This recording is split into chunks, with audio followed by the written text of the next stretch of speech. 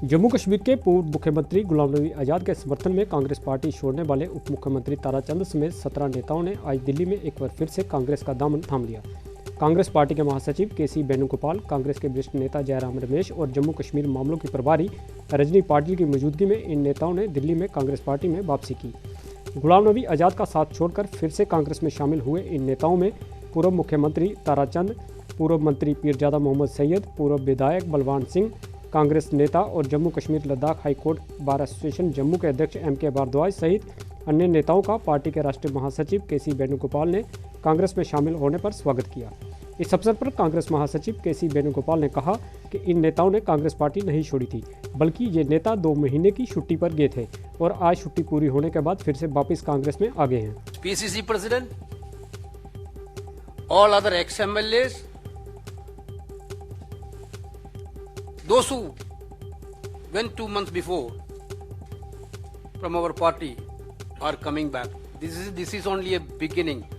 Not only these people. I think when Yatra is entering into Jammu and Kashmir, all people, those who are believing in Congress ideology or believing United India is the need of the hour, will join this Yatra.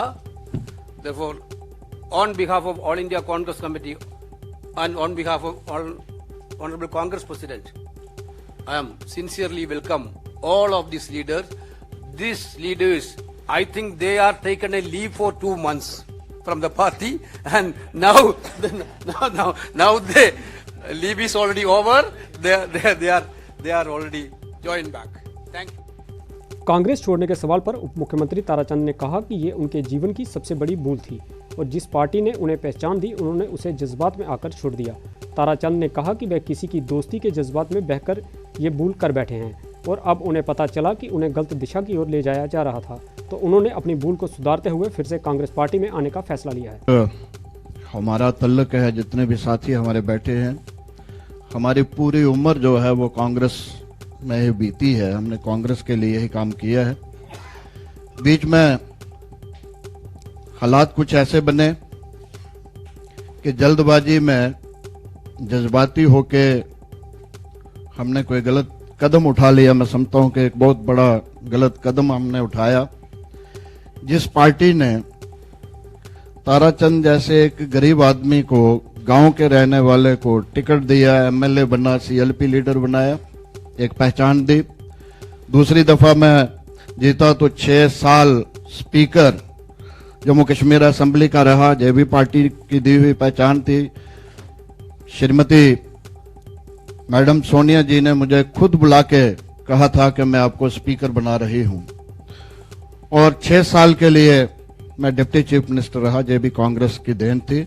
मैं समझता हूं कि हम सब की जिंदगी में अगर कोई सबसे बड़ा ब्लंडर हमसे हुआ, सबसे बड़ी भूल हुई, हमने जज्बात में आके, किसी के दोस्ती में आके गलत कदम उठा लिया, जिस वजह से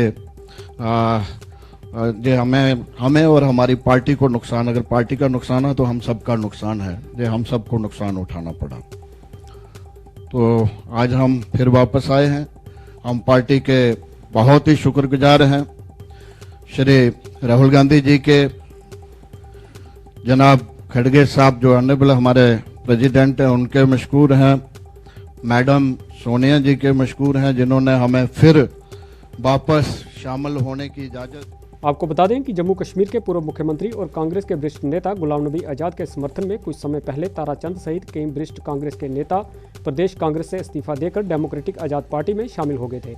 लेकिन कुछ समय बाद इन नेताओं को पार्टी विरोधी गतिविधियों के चलते आज़ाद ने इन नेताओं को पार्टी से निष्कासित कर डेमोक्रेटिक आज़ाद पार्टी से बाहर का रास्ता दिखा दिया था, जिसके बाद ताराचंद सहित अन्य नेताओं ने गुलाम नबी आज़ाद पर दोस्ती के नाम पर दगा देने का आरोप लगाया था। कुछ लोगों की आदतें थी, फिर मैंने एक्सटेंशन और 15 दिन की दी, 1 महीने की दी।